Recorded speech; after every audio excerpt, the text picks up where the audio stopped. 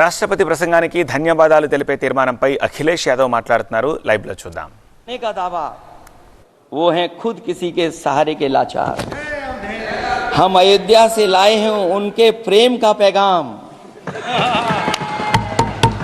हम अयोध्या से लाए हैं उनके प्रेम का पैगाम, जो सच्चे मन से करते हैं सबका कल्याण।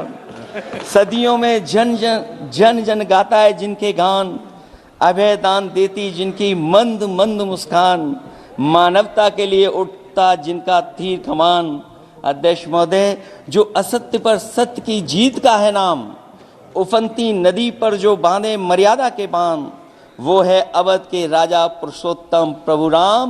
हम अयोध्या से लाए हैं उनके प्रेम का पैगाम।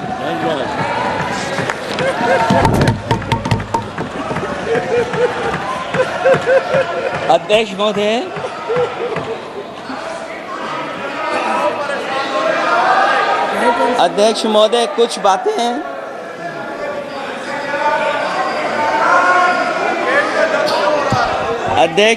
कुछ बातें समय और काल से परे होती हैं,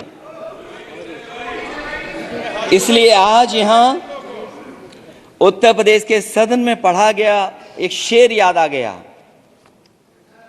जो तब सही था अब और सही साबित हो रहा है। इजाजत हो अध्यक्ष जी तो मैं अर्ज करूं। हजूरे आला आज तक खामोश बैठे हैं इसी गम में।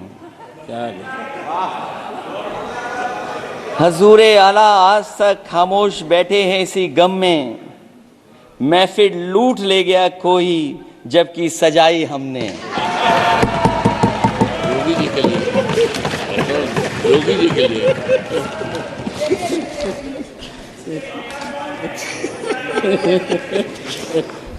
अध्यक्ष महोदय,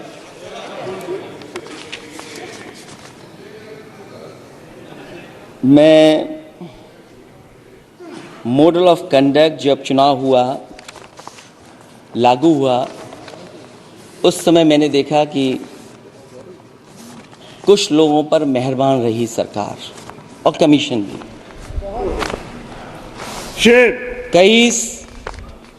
मैं बहुत डिटेल में नहीं जाना चाहता हूं अध्यक्ष महोदय, लेकिन कहीं ना कहीं प्रश्न उस संस्था पे भी लगा है, और अगर उस संस्था पर प्रश्न लगा है तो लगाने वाली सरकार की वजह से लगा है। इसलिए अगर निष्पक्ष होगी वो संस्था तो न केवल हमारा लोकतंत्र स्वस्थ होगा बल्कि हमारे लोकतंत्र और मजबूत दुनिया में दिखाई देगा। अध्यक्ष महोदय, ईवीएम पे मुझे कल भी भरोसा नहीं था, आज भी नहीं भरोसा। मैं 80 के 80 सीट जीत जाऊं तब भी नहीं भरोसा। और मैंने अपने चुनाव में कहा था अध्यक्ष महोदय कि ईवीएम से जीत करके ईवीएम हटाने का काम करेंगे। न ईवीएम का मुद्दा मरा है न जाएगा खत्म। जब तक ईवीएम नहीं हटेगी हम समाजवादी लोग उस बात पर अड़ग रहेंगे। उत्तर प्रदेश अध्यक्ष महोदय वो प्रदेश है जिसने सरकार बीजेपी की बनवाई, एक बार नहीं 2 बार बनवाई, और उसी उत्तर प्रदेश के साथ कितना बड़ा भेदभाव, उत्तर प्रदेश के साथ बड़ा भेदभाव। मुझे याद है वो दिन जब प्रधानमंत्री जी एयरफोर्स के सबसे भारी वाहन हवाई जहाज से उतरे थे सड़क पर। वो अलग बात है कि उस प्रदेश के मुख्यमंत्री उनके साथ नहीं बैठ पाए थे, लेकिन वो एक्सप्रेसवे जो बना था और आज भी जो उत्तर प्रदेश में बन रहे हैं वो उत्तर प्रदेश के बजट से बन रहे हैं। लेकिन दिल्ली की तरफ से कोई एक्सप्रेसवे अभी नहीं दिया गया है।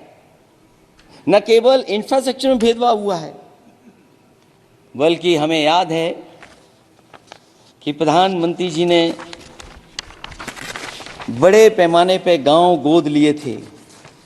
और सोचिए, अगर देश के प्रधान सांसद अगर किसी गांव को गोद ले लें और उस गांव की तस्वीर न बदले तो शायद मैं नहीं समझता हूं कि किसी गांव की तस्वीर 10 साल में बदली होगी। मुझे वो गांव जिसको उन्होंने गोद लिया जो प्रधानमंत्री जी की आदर्श योजना थी उसके तहत जो गोद लिया गया था गांव, वो 5 वर्ष पहले खूब शोर हुआ था कि बनारस शहर की तरह डोमरी में चमचमाने लगेगा एक गांव। हकीकत में कुछ नहीं हुआ। उसकी दुर्दशा वैसी की वैसी है, जैसे था गांव वैसा ही का वैसा है। टूटी सड़कें, कच्ची पगडंडियां, उखड़े और टूटे हुए ईंट के खंजे, बदहाल हैंडपंप, पावरलूम और पंखे के जाली के कारखाने को आखिर कब तक रफ्तार मिलेगी जो उस गांव में काम होता था, लोग करते थे। खाली पड़े रसोई गैस के सिलेंडर, अंधाधुंध बिजली कटौती के बीच इस गांव के लोगों को हर सुबह मजदूरी की कभी ना खत्म होने वाली तलाश आखिर कब पूरी होगी। तो सोचिए, एक गांव की तस्वीर ये है। जो गांव कभी गोद लिया गया था, उस गांव की भी तस्वीर नहीं सुधर पाई है।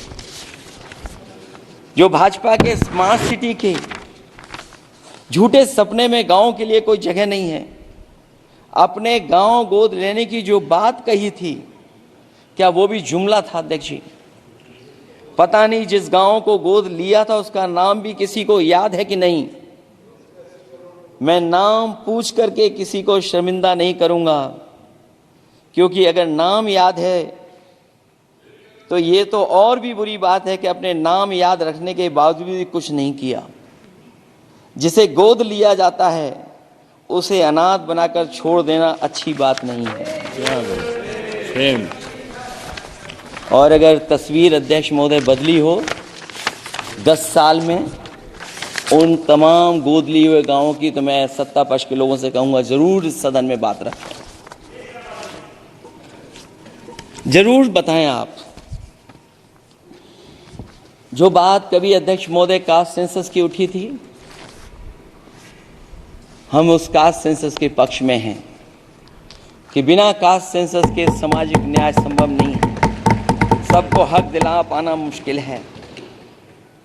अध्यक्ष महोदय, राष्ट्रपति जी के अभिभाषण में अग्निवीर को लेकर के जो चिंता विपक्ष की थी और देश के नौजवानों की थी, वो चिंता वैसी की वैसी बनी है।